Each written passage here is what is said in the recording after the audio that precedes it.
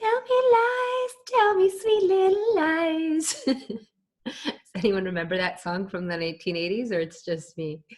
Hi, and welcome back to our awesome course on Torah and psychology. Yay, my favorite two topics combined into one. Thank you, Hashem.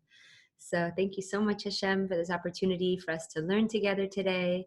Please make yourself felt and your wisdom be present. Help me get myself out of the way. And also, Hashem, for this special class, the topic of today's class is not an easy one. People tend to run away from it. People don't want to look at it. It's not attractive to them. They'd rather not deal with it. When I mean they, I mean I, we, me, all of us. So Hashem, please help us before we even begin to open our hearts and to hear with open ears. We can't find the truth when we think we know the answers already. That's a concept that a healer named Minda Miller explained to me. She says, you can't know the truth if you think you already know the answers. If you want to seek truth, you have to be willing to say that maybe I don't know everything, or maybe I'm not seeing everything. And so, on that note, and with that prayer, I would like to introduce us to our class on self-lies. Oh my goodness. Yeah, self-lies, self-honesty. And what does that have to do with the Torah? Like, that's cute if you're doing a psychology course, but what's the connection? Okay, so it's like this. If you look in the book of Breshit, which is Genesis, you're going to find the craziest thing. Every single chapter in the entire book has lies in it, like blatant lies, like open lies. And even if there's not an explicit lie, you're going to find in the commentators that people were lying. Pardon me. It's just like chock full of lies. So before we begin, I'm going to share with you some of these lies, okay? So first of all, in Genesis 3, verses 4 and 5, we have Satan, dressed up or riding on the snake. Satan is the devil, or the demon energy. That it's an angel, right? It's not like some guy with horns and a pitchfork, but there's this angel, and the angel works for God. Let's make that really clear. In Judaism, God and the Satan or Satan are not two separate entities. It's God, always God. There's nothing but God. And then God has angels that work for him, such as the Satan. And the Satan is the main evil angel, let's say, but it's actually here for our purpose, meaning it tempts us, it seduces us to lie, to sin, to mess up, but all the same while it's begging us to succeed. Its job is to trick us. That's its job. It has to do its job. But it says, for example, that like when we fail and we fall, it's like, it still works for God. It wants us to succeed. So it's a bit of a complicated relationship there, because its job is to set us up, and yet at the same time, it's still working for the Lord. And everyone that works for the Lord wants the side of good to win, right? So anyhow, so we have the Satan dressed up as the Nachash, which is the snake, right in the first chapter, right? And it tells Eve, you'll surely not die if you touch this tree. You'll be like God. And it's like, that's a lie. What are you talking about, snake? And where are you making up all this stuff from? Now, note the snake as the biblical symbol of bad, of evil.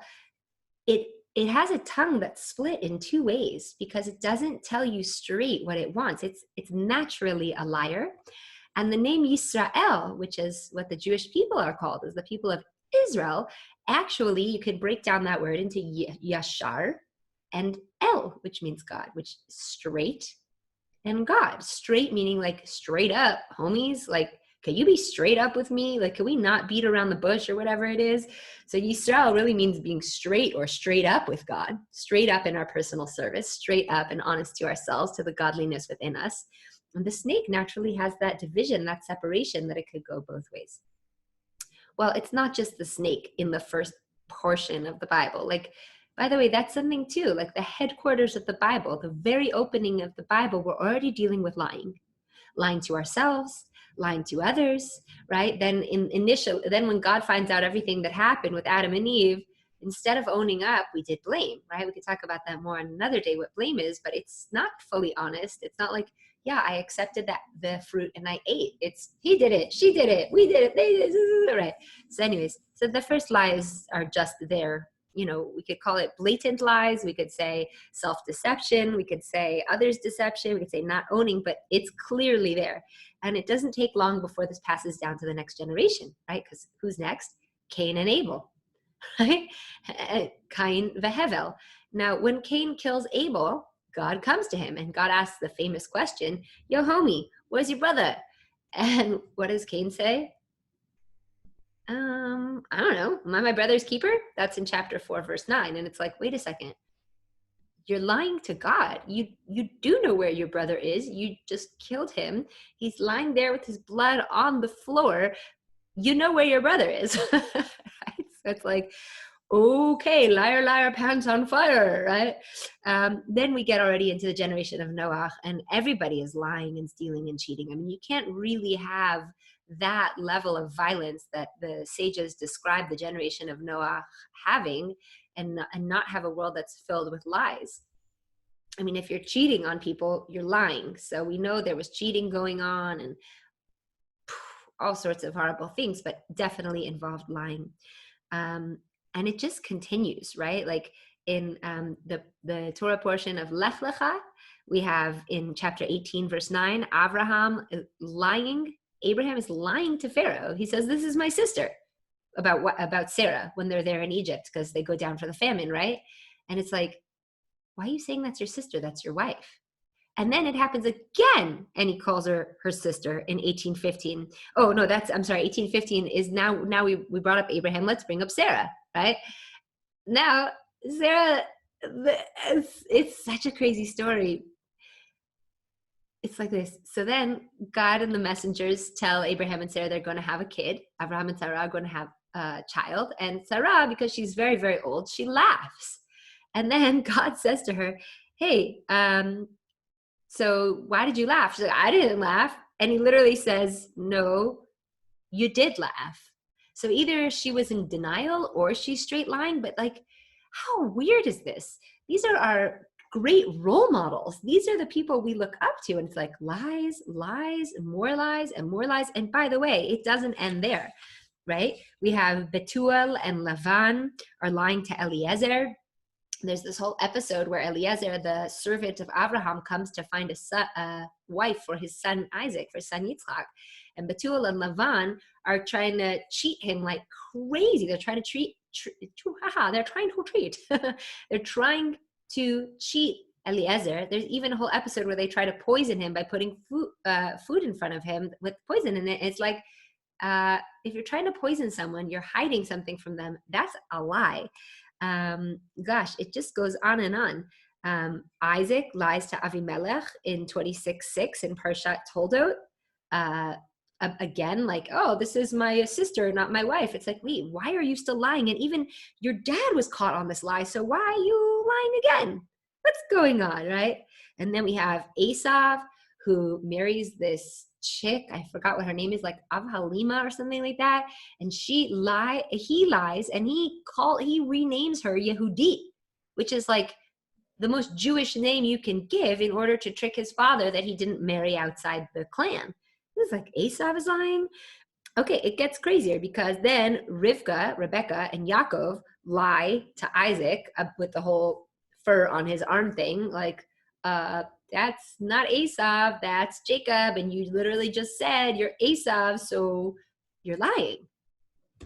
And then, I mean, it continues on and on and on. And Lavan lies to Yaakov about, so many things about his wages, about the wives. I mean, Lavan full on tricks Yaakov into marrying the wrong person. Trickery is serious lying, right? Then Lavan lies to Yaakov also about the sheep. Then Rachel lies to Lavan about the angels she had stolen. Then, I mean, it just continues on and on and on and on, right? The brothers lie to Shechem when Dinah is raped by Shechem. The brothers say, oh yes, if you just all circumcise yourself, we're going to let you into a covenant. Wow. Then, it just goes on and on. Tamar and Yehuda have this whole lying episode. And I mean, it's like, right. Then the brothers lie to Yaakov about the fact that they killed Yosef. And it's like, okay, how long are we really going to have to go through every single portion of the Bible and just point out all the lies? And so it's like, I haven't seen people address this so much. So it was really baffling me. And I'm going like, yo, why are they lying? Like, why are they all lying? Why are they lying? These are our forefathers. Like, we're supposed to learn from them. Like, why are they lying? Like, didn't they get it? Like, because every generation they keep messing up with lying, and lies get exposed, and God is exposing them, and they all believe in God. So you can't lie to God if you believe in God. God is all seeing, all powerful, all knowing. Like, you can't lie to God about your actions, let alone your thoughts, let alone your actions. Like, what are they doing? Why are they all lying? And I really had to sit with this for a moment.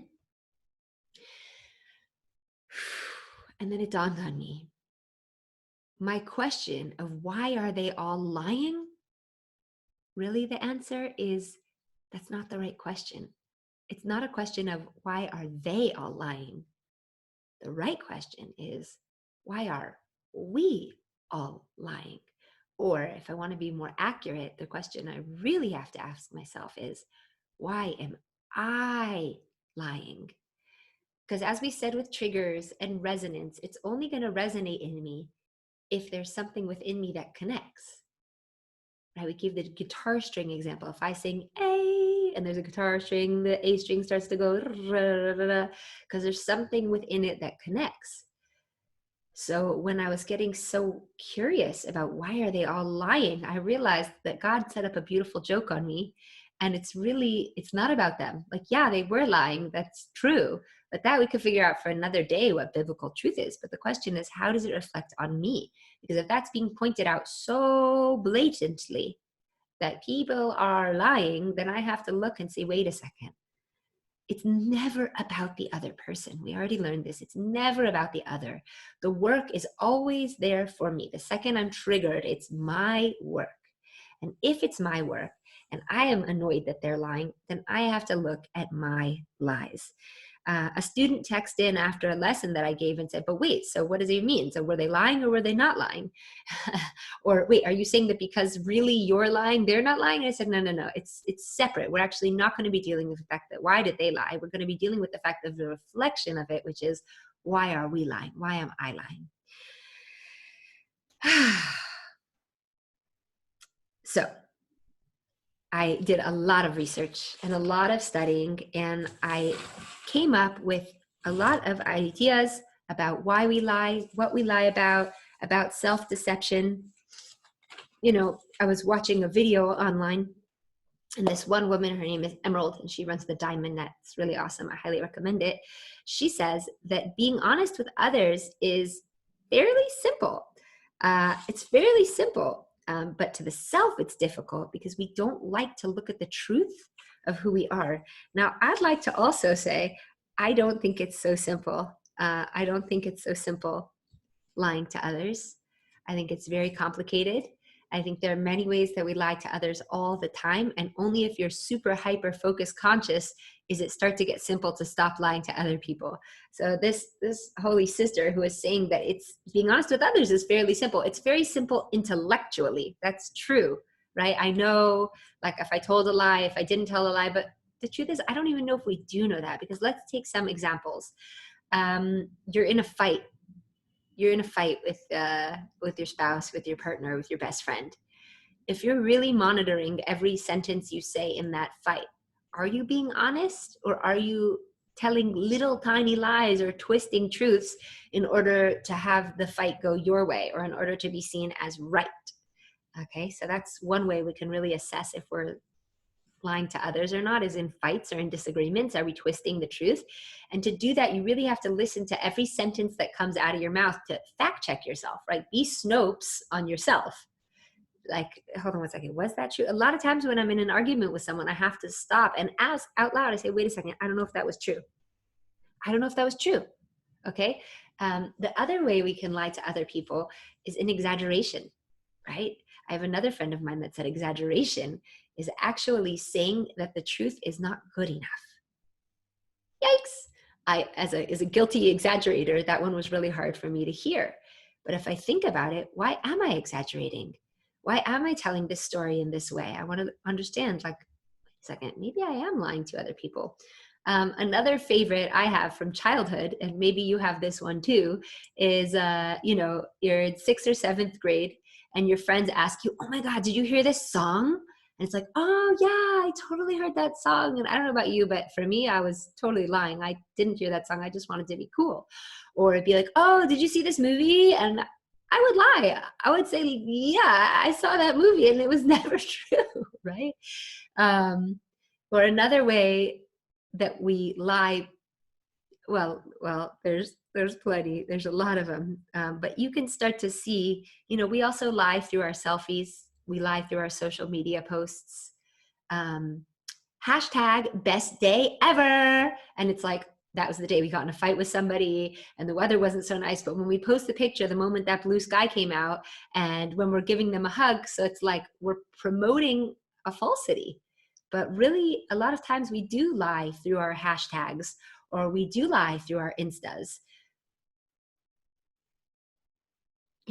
Like, at least I find that in my little experience, that the time people post the most beautiful pictures of themselves or post couples pictures, a lot of times when I see people posting couples pictures of, like, in love, like, or whatever it is, like they had called me like a minute later or a minute before, saying what a difficult day they had with their partner, right? Or that day that we need to post the picture of us looking that awesome is because we're not feeling so great about ourselves. So we are really effectively spreading quite a lot of non-truths.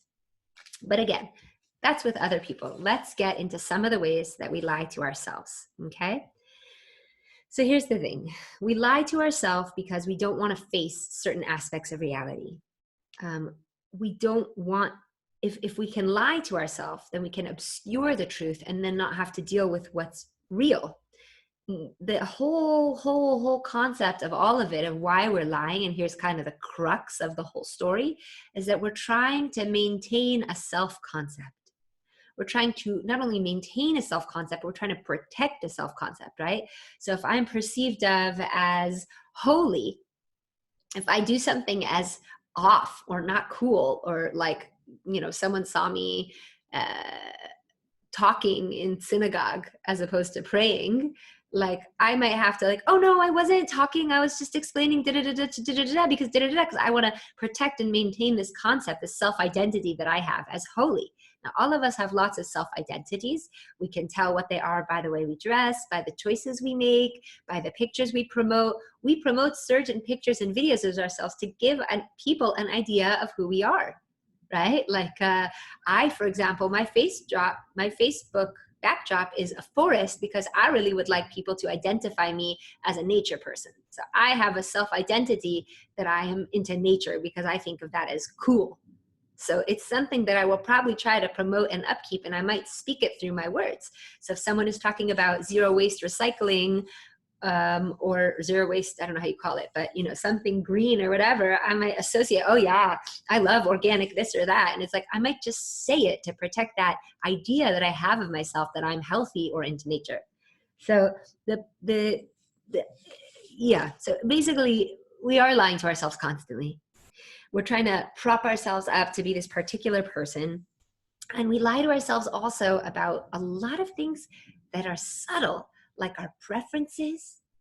That could be our food preferences. Like we say we want something, but like we really don't, right? Or we'll eat all the food on our plate when really we didn't even want to. We don't even give ourselves permission to be honest with our eating habits. Our sexual preferences, that's like lie, like everywhere we turn, like especially from the time you're a kid, like, ooh, you like him. No, I don't.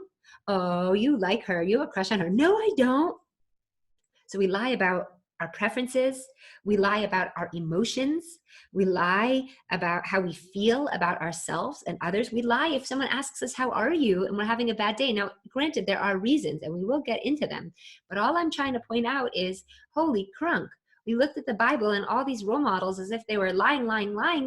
What's up with them? And then the real question is, no, what's up with us? So first we're bringing awareness to the lies that we tell, and then we'll see how to deal with it. So We do all of this in service of our self-concept. All of these lies about our preferences, our emotions, how we feel about ourselves. The only thing is that in order to protect this self-concept, we've kind of created or caused a shadow because we repress things away from our experience, right? If you have, like, let's say my favorite food, things I can't believe I admit on video.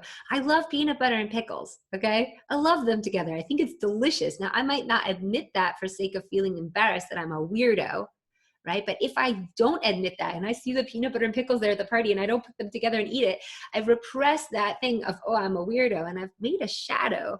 And we tend to repress things away from our experience that we don't want to admit. And of course, you can understand this better with, let's say, sexual preferences or basic self-image, things we don't want to be perceived as or things we do want to be perceived as, right? So for example, people that grow up with their parents are like schlumpy and all over the place and things are a mess, they'll like make sure to like clean up really well so that people will think they're like a tidy and organized person. Or someone that grows up in a really rich home and might be ashamed of their wealth might try to be like, oh, it's cool, I don't care about anything. Like, you know, we promote ourselves, and that's understandable.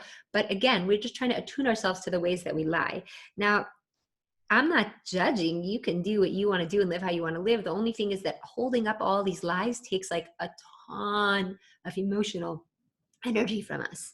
It takes a ton of emotional energy to repress all of these traits away. And what happens then is what's true in our experience also becomes repressed. And then we're living a life that's just a lie. So we basically, if we really give this some analysis, we will be shocked to find out how much we're lying. And this is really important because self-honesty is maybe the most important tool in our arsenal of spiritual weapons. Because if, like we said in the beginning, if you think you know the answer, you can't see the truth. If you are covering, like, I'm at a loss for how to explain it, but basically we can't move forward, we can't change until we see what we need to change. We can't honor ourselves until we know what it would mean to honor ourselves. And to know what we need to change or what we need to honor must come through practices of self-honesty or honesty with others. We could see this play out greatly in relationships. Let's say, for example, a woman that is ready to admit her needs or feels like she needs to lie about them. Honey, are you okay with this? And she's like, yeah, that's fine. Yeah, sure, we could have guests. But inside she's like, I don't want to have guests. I don't want to have guests. I don't want to have guests. But she wants to maintain this idea that she's a giving, chesed-oriented person. So she'll take what's on that's not good for her and she'll deal with resentment at the end. So these are some reasons why you could start to see that honoring our preferences, honoring our truths will help us lead a life that has less resentment and more energy to just be ourselves. So let's go through some lies that we can catch, okay? So like we said, one of them is when you're attracted, but you don't want to admit it to yourself or others. If you're single and you're attracted, you have to ask yourself, why am I not admitting this? And if you are in couplehood and you're trying to be loyal and faithful, but you are attracted. So really what we're doing is we're trying to uphold social ideas. Like, I never had any thoughts about anyone that wasn't my partner. And it's like, could be true, but it's probably not. And what I kind of am on a campaign for honesty, and I'm asking Hashem for help to do this with myself and with others, because then we could start taking all the shame down with all the experiences that all of us have. And once we take the shame down, we could be in greater conversation. You know, I had a girlfriend call me and say, Nili, I don't know what to do. She's married. She has a beautiful marriage. She loves her husband. She has children. She's feeling attracted to another guy. What should she do? How should she handle it? Well, in that moment that she's okay to admit it, she could say that she's attracted, then we could say, okay, now you can take steps back from him. Maybe don't receive his text. Maybe don't do that business meeting that you were going to do. Because only when you start being honest with what's coming up can you then deal with it and make your life outflow in a beneficial, beautiful, honoring way. Another point that was brought up by one of these consciousness gurus online is that one of the reasons that we lie to ourselves is because we trust our memory. But our memories are so fragile and we can reconstruct them so easily, right? Who knows what really happened? Unless you have an impeccable memory and you really remember things I think that the recommendation is humility, because again, when I'm in a fight with somebody, I have to ask myself, wait, what was I feeling then? And I don't really know. I don't really remember why I said that thing. It may have been because I was feeling this. I know that now, but I don't know if that's why I felt that then, because honestly, I don't really remember. And I personally find it way more integrity filled. I, I find it way more full of the quality of integrity to simply admit that we don't remember. We don't know. Reb Shlomo Carlebach always said this line again and again: you never know, you never know, you never know, you never know. Like, what do we know? Do we really, really know that that's true? And if we don't, can we admit that? Okay. Other tricks, and again, this is like, here you go. I'm giving you therapist tricks, saving you money. Anytime, it's true though. When we use the words always or never, it's not true. It's a lie. He always does this. She always does that. I never do this. He always does this. These are all called self-referential thoughts. They tend to work in absolutes, and they're trying to prove a point, right? If you're upset with someone and you can say to them, you never call me back, or you always treat me like that, well, then doesn't your point sound so much stronger? But again, it's not true. Another thing that we could pay attention to is laughter. We want to pay attention to our laughter, because a lot of times we're lying through our laughter. A great percentage of the time, I would think that laughter is sinister and laughing at as opposed to laughing with. So we could check ourselves, are we lying through our laughter? Really, this is an incredible practice to start noticing your laughter and see if it's coming through an honest place or an ego place, a looking down, a condescending, and I'm better than you, or ha ha ha on you. Okay. Another trick for catching self-lies is when we find ourselves saying, I'm so like this, or I'm so not like that. The reason we would have to defend ourselves so strong and say, I'm so not like that, is probably because we're afraid that in some way we are like that. So for example, some people diss on religious neighborhoods because they find more trash around the neighborhood, right? And it's like, I'm so not like that. I totally, like, we keep our neighborhood clean. And then you'll find that person is like littering or something, or, not taking care of something they need to take care of. And that's so scary to admit that we just project it outwards onto others. Or I'm so like that, as I want to identify with that to make sure that my self-image is safe. I'm so like that. Like, are you? Okay, just pay attention. One of the things that I learned when learning about this whole process, which can help us in self-lies, is that actually conviction and veracity have an inverse relation. So that can also help you, if that made sense to you, that can also help you have clarity on at what point you're passionately expressing yourself. How does that reveal what you feel or what you really are comfortable with about the situation? We rationalize to protect our self-image. We blame. We make ourselves the good guy. And so anytime you find yourself trying to make yourself the good guy and the other person the bad guy, you're probably lying to yourself. Let me not say you're lying to yourself. I'm sure we are all pure, beautiful neshamas. We're all pure, beautiful souls. And we're all dealing with lying. And that's what I wanted to point out at the beginning with telling you about how many lies are in the first book of the Bible. We also lie to reflect our aspirations, right? So for example, someone would say, oh, I'm only going to have one glass of wine tonight, or I'm only going to have one joint tonight. And it's like, we know that's not true. We're probably going to have 3, but we have aspirations and we wish we could live up to them. So we just put it out there as if to hope that that would be true. We also lie in comparison when we're comparing ourselves to others. Again, I would never do that, or I do it better, I match up to that. Basically, if we find ourselves, and this is really, really, really a large help when trying to get in tune with self-lies, if we find ourselves trying to make ourselves seem more worthy than another person, is likely that in that moment we're lying to ourselves. Because a lot of the reason we lie to ourselves is to make ourselves feel more worthwhile or more worthy than someone else because of our insecurity, right? If we struggle to make ourselves more valuable than others. And another one is overly negative ideas about ourselves. Now, a lot of women practice this in our generation, and we'll say like, oh my God, I'm the worst cook, or I'm I'm just the worst this, or I'm the ugliest that, or I'm the fattest this, or I'm, all these things that we say that it's like, actually, no, I'm not the worst, right? I'm the worst wife. I can't believe I did that. And it's like, you're not, no, you're not. Like, these overly negative exaggerations, they are expressing how we feel emotionally, but the truth is, when we let it out like that, it's just lying. And it's very important to catch ourselves in that, because these overly negative things can pull us into depression and sadness. So we want to just really start to note these traits, note the traits that make you important, note judgments about how things should be or shouldn't be. And the more we can pay attention to all these practices, the more we can start being more yashar, more Yisrael. So otherwise, we can also, so like, okay, so now we learned about all these ways we lie to ourselves.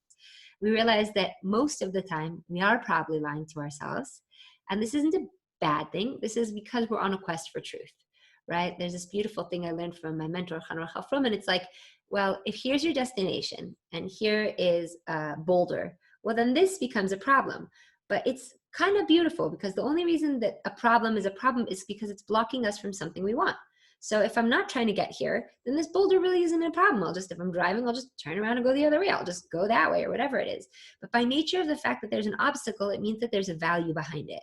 So if lying is a huge human obstacle, it's not the worst, because behind it is this value of honesty and truth and clarity and enlightenment.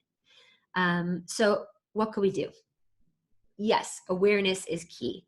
We can also realize through journaling exercises or consultation with a therapist or an intimate conversation with a friend, we want to ask ourselves the following question: what are the underlying reasons for my lies?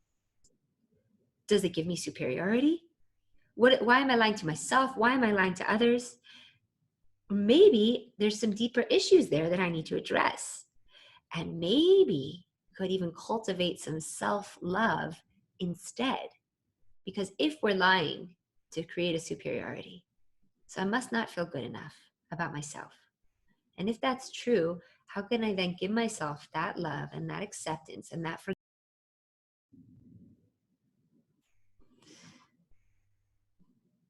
forgiveness that it would take to really give myself enough love so that I don't have to lie, right? Because the question is, what's the payoff for being in a prison of your own self-judgments? We spend so much energy trying to maintain and protect this self-concept and perpetuate this mode, we're in this perpetual mode of protection, like, don't see me as this, only see me as this. And this judgment of self is just, we're trying to maintain that image. So it's like, is it worth it? Is it worth it to maintain the image and have to live a lie? Or what would it take? What would it mean for you if you had permission? Let's say we waved a magical wand and all of a sudden you had permission to start being honest with yourself and others. What would you see differently? What relationships would have to change if you had to be honest? What would that free inside of you? Would that free anything inside of you?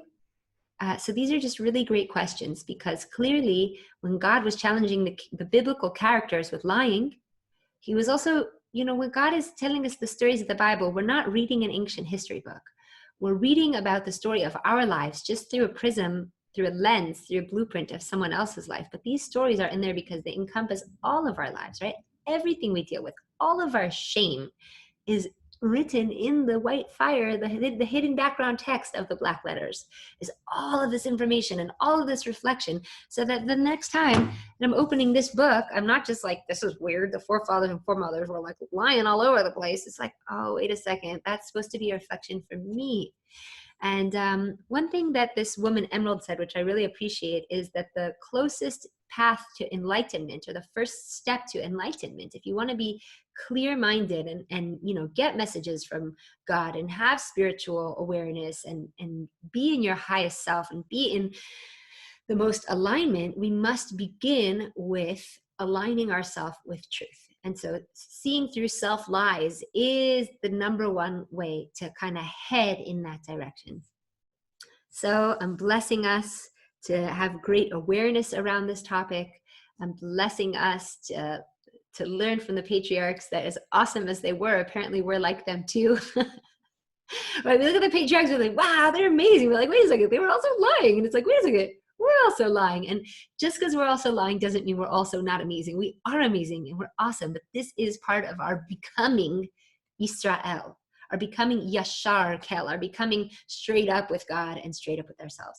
So, dear God, please bless us to have greater awareness and the courage and the bravery and the shame busting to start to say the difficult thing, to start to be honest and true with ourselves and with others. Amen. Thank you for tuning in. Looking forward to our next time.